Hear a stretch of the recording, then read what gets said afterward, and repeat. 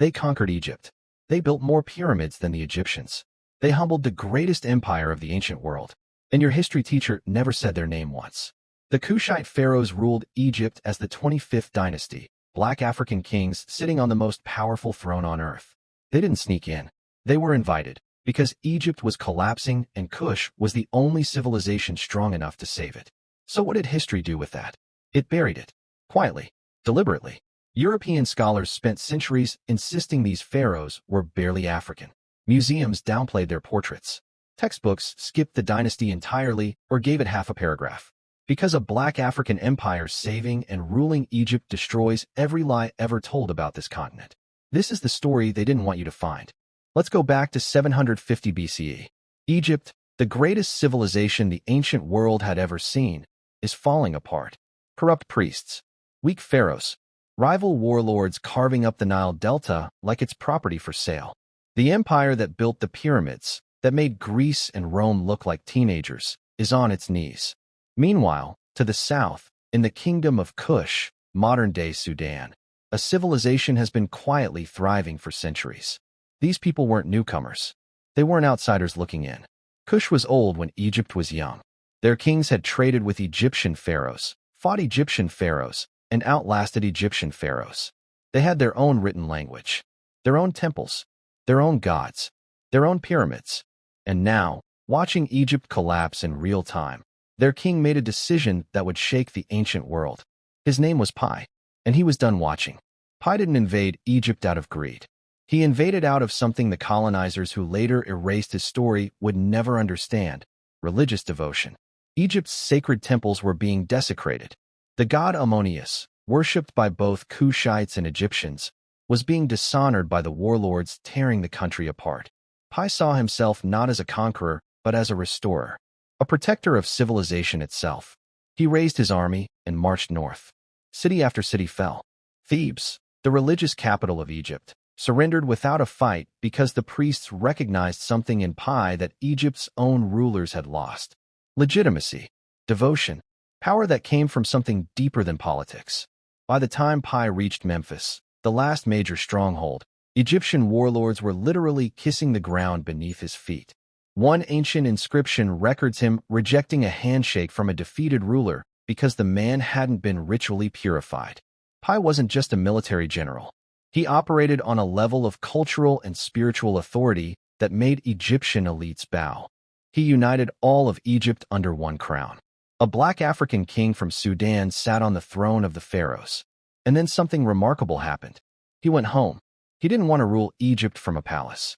He went back to Kush, back to his people, back to the kingdom that raised him. Because this was never about personal glory. It was about restoring divine order. Piye's successors stayed. For nearly a century, Kushite pharaohs ruled the most powerful kingdom on earth. This was the 25th dynasty. And what they accomplished during that time rewrites everything you were taught about Africa. Pharaoh Shabaka unified Egypt's legal and religious systems, rebuilding institutions that had crumbled under decades of civil war. He preserved ancient texts that would have otherwise been lost to history forever. Think about that. A black African king from Sudan saved Egyptian civilization from itself and preserved it for the entire world. Pharaoh Taharqa took it further. He expanded Egyptian territory, launched massive building projects, and restored temples that had fallen into ruin. He corresponded with kings across the Mediterranean world as an absolute equal. The Bible mentions him by name, Taharqa, as a powerful king who stood against the Assyrian Empire when no one else would. Because here's what happened next. The Assyrians came, the most brutal military force of the ancient world. An empire built on terror, on mass deportations, on psychological warfare so vicious that entire cities surrendered rather than face them. They swept through the Middle East, destroying everything in their path. And Taharqa stood in front of them. He fought the Assyrian Empire not once, not twice, but 3 times. 3 times this Kushite pharaoh mobilized Egypt's armies and met the most feared military machine on earth on the battlefield. He won enough to matter. He bled them enough to slow them down. He bought time for kingdoms across the region that would have otherwise been annihilated. Immediately, the Assyrians eventually pushed the Kushites back into Sudan. But look carefully at what that took. It took the full military might of the Assyrian Empire, the dominant superpower of the era, years of repeated campaigns, and enormous resources to dislodge a Kushite pharaoh from Egypt. That is not a footnote. That is one of the great military stories of the ancient world. So why don't you know it? Here is where the story turns dark and familiar. When European archaeologists arrived in Egypt in the 18th and 19th centuries, they found overwhelming evidence of the 25th dynasty. Monuments, inscriptions, statues, portraits of pharaohs with unmistakably African features, broad noses, full lips, dark skin depicted in the artistic conventions of the time. They had a problem. The entire colonial project, the justification for slavery, for stripping Africa of its resources, for treating an entire continent as subhuman, depended on one core lie. That black Africans had never built anything, never governed anything, never achieved anything without outside help. And here was stone-cold proof, literally carved in stone, that black Africans had ruled the greatest civilization in human history. So they got to work. Some scholars argued the Kushites were not really African. They redrawn racial categories to move Nubians closer to Middle Eastern or Mediterranean peoples on paper, even when the portraits in front of them told a completely different story. Others dismissed the 25th dynasty as a period of foreign occupation, framing Kushite pharaohs as invaders rather than rulers, even though Egyptian priests and elites accepted and legitimized them in ways they never did actual foreign conquerors like the Hyksos. Museum displays minimized them. Textbooks skipped them. When the dynasty was mentioned at all, it was framed as a footnote, a brief interruption, before getting back to what the authors considered the real story of Egypt. And the portraits. The beautiful, undeniable portraits of Taharqa and his predecessors, dark-skinned, distinctly African, were quietly placed in storage rooms. Described with clinical detachment. Never made into the iconic images that defined how the world understood ancient Egypt. Because if the world saw those faces and understood who they were and what they built, the lie collapses. Here is what they really didn't want you to find. After the Assyrians pushed the Kushites out of Egypt, the kingdom of Kush didn't collapse. It didn't fade. It thrived for another 1,000 years. Sudan has more ancient pyramids than Egypt. More. The pyramids of Meroe stand today, steeper, more slender than Egyptian pyramids, distinctly Kushite in design. Proof of a civilization that took what it learned from Egypt and developed it into something entirely its own. They minted currency. They developed their own written script, Meroitic, which scholars are still working to fully decode. They traded with Rome, with Greece, with Arabia. Their iron production was so advanced that some historians believe they were one of the primary sources through which iron technology spread across sub-Saharan Africa. This is the empire that produced Amanirenas, the one-eyed warrior queen who defeated Rome. We mentioned her before because she comes from this exact civilization. The same culture that produced pharaohs who stood against Assyria produced queens who humiliated Caesar Augustus.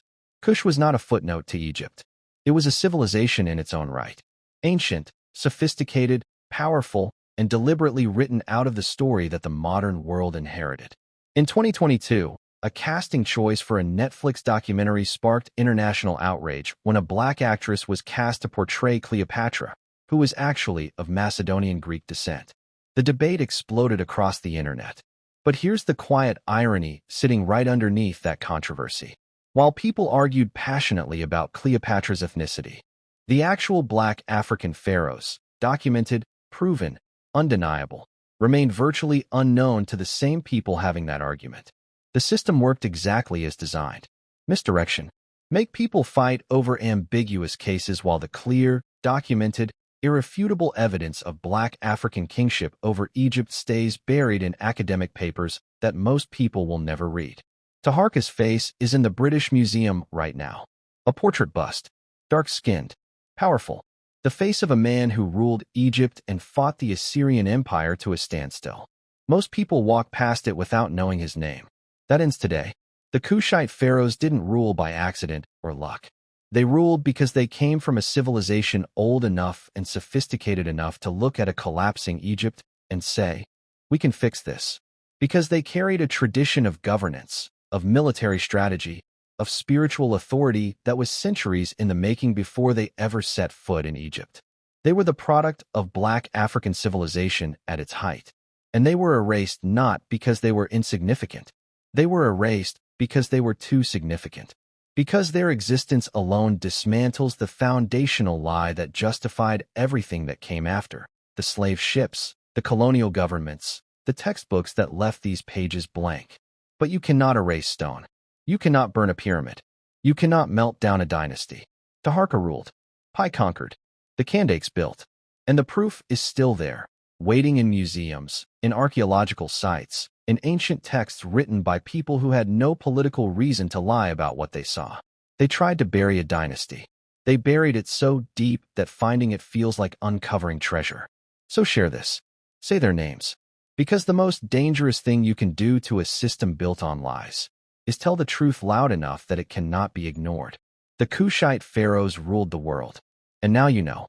If this story moved you, subscribe for more untold stories about black inventors, warriors, queens, and legends history should never forget.